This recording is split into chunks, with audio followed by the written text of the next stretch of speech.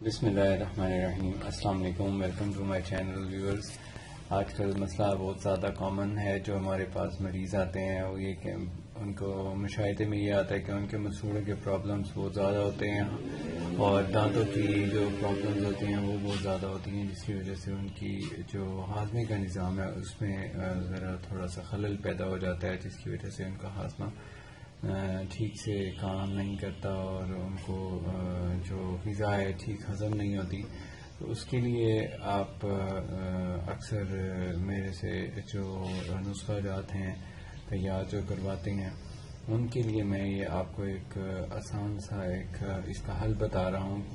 وہ یہ ہے کہ اگر آپ اپنی غذا میں جو بھی اشیاء استعمال کرتے ہیں ان کے علاوہ آپ اگر سلاد کا استعمال کریں اور اس کے ساتھ ساتھ آپ سلاد میں چند مخصوص چیزیں ہیں ان کا اگر استعمال کرتے ہیں تو آپ کے مسوڑے جو ہے وہ صحت مند رہتے ہیں اور ان میں کسی قسم کا کوئی وہ جو ایک بیکٹیریا ہوتا ہے وہ نہیں پیدا ہوتا، اور اگر بیکٹیریا ہے تو وہ بھی ختم ہو جاتا ہے. دانت صاف رہتے ہیں.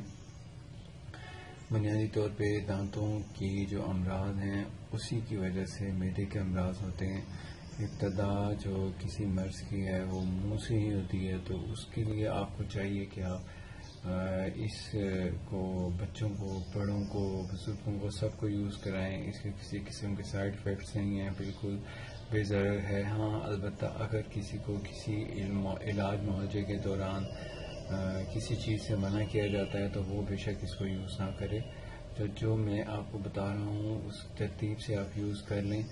اگر آپ کے مسوڑے ہیں، مسوڑوں کا یعنی سوزش ہے، خون نکلتا ہے، مسوڑے سوج جاتے ہیں، اس کے لیے آپ کو چاہیے کہ آپ دانتوں کو کسی اچھی پیسٹ سے صاف کریں، نرم برش سے کریں، اور نرم برش کے علاوہ اگر نرم برش سے بھی نہیں ہو سکتا تو پھر انگلی سے کریں.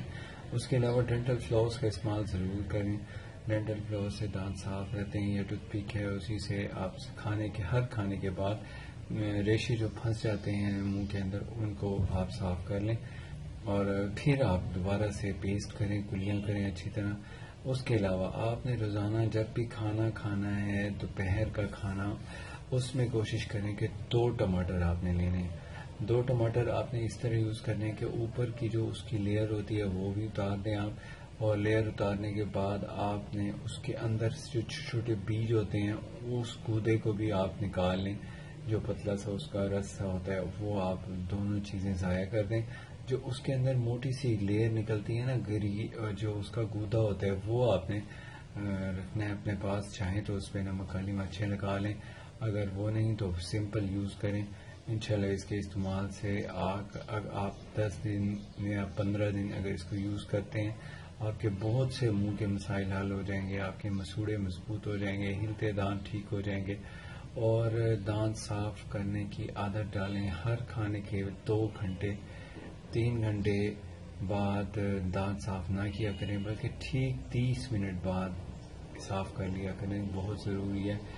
ویسے 11 منٹ کے بعد منہ میں بیکٹیریا بننے کا عمل شروع ہو جاتا ہے، لیکن کیونکہ کھانا کھانے کے فوراً بعد دانت صاف کرنا حکمت کی روح سے مناسب نہیں ہے، ہاضمے کے نظام میں اس سے خلل پیدا ہو جاتا ہے.